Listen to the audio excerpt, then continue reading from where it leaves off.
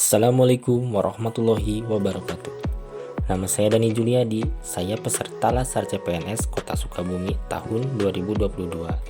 Saya berasal dari kelompok 3 Angkatan 1 NDA 7. Saya merupakan perawat ahli pertama di UOBK RSUD R. Samsudin SH.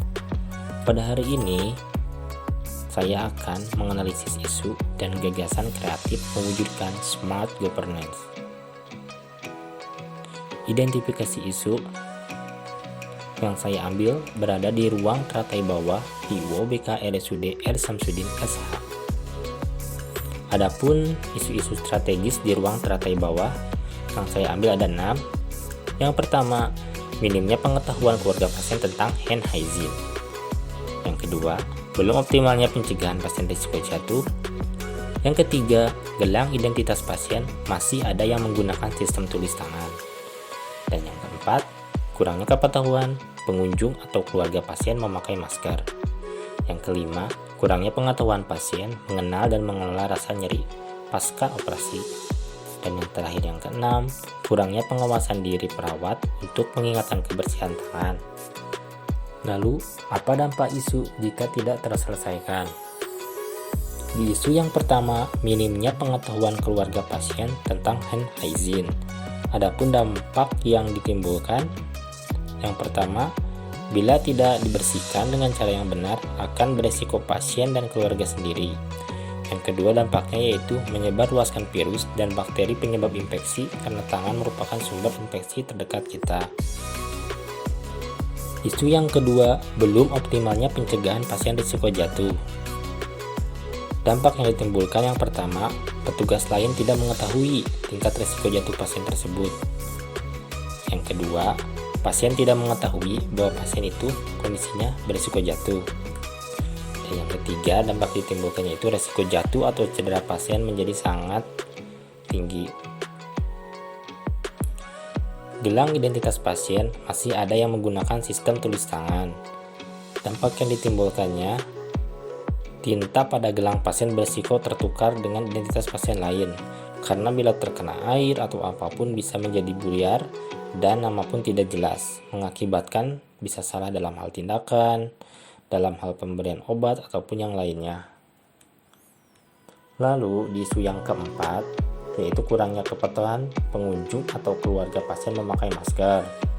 Dampak yang ditimbulkan yaitu akan menyebarkan virus pada orang yang sedang sakit atau orang yang sedang dijenguknya, menyebabkan kesembuhan pasien pun menjadi lama. Lalu isu yang kelima yaitu kurangnya pengetahuan pasien mengenal dan mengelola rasa nyeri pasca operasi. Dampak yang ditimbulkan yaitu jika pasien belum berhasil untuk mengelola nyeri, maka akan beresiko menurunkan efektivitas hari perawatan. Isu yang keenam dan yang terakhir, kurangnya pengawasan dari perawat untuk mengingatkan kebersihan tangan atau hand hygiene. Dampak yang ditimbulkan yaitu resiko membawa virus ketika mendampingi pasien, sehingga penyembuhan menjadi lama. Adapun tapisan isu dengan teknik USG. Isu yang 6 tadi kita USG, di analisis USG lalu kita totalkan skor.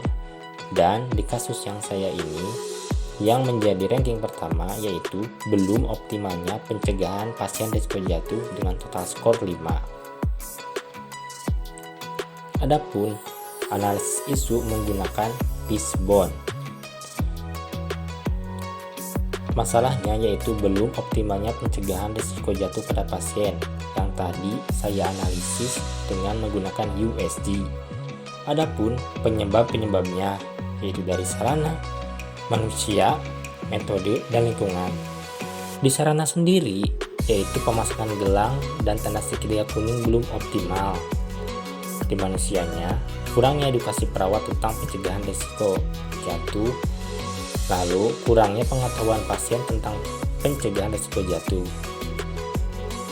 Di item metode, media untuk edukasi pasien belum dijalankan secara optimal. Dan di item lingkungan, tidak adanya keluarga yang menunggu pasien. Jadi kadang-kadang pasiennya itu sendiri, dan harusnya pasien yang post operasi itu harusnya ada pendamping minimal 1.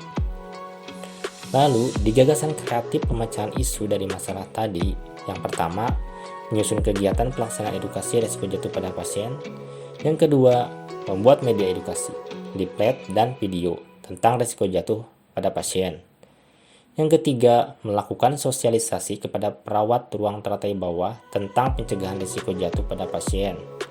Yang keempat, melaksanakan edukasi tentang pencegahan risiko jatuh pada pasien di ruang teratai bawah. Dan yang terakhir, yang kelima, melakukan evaluasi terhadap pelaksanaan edukasi pada pasien di ruang teratai bawah. Mungkin itu saja yang bisa saya sampaikan. Terima kasih. Wassalamualaikum warahmatullahi wabarakatuh.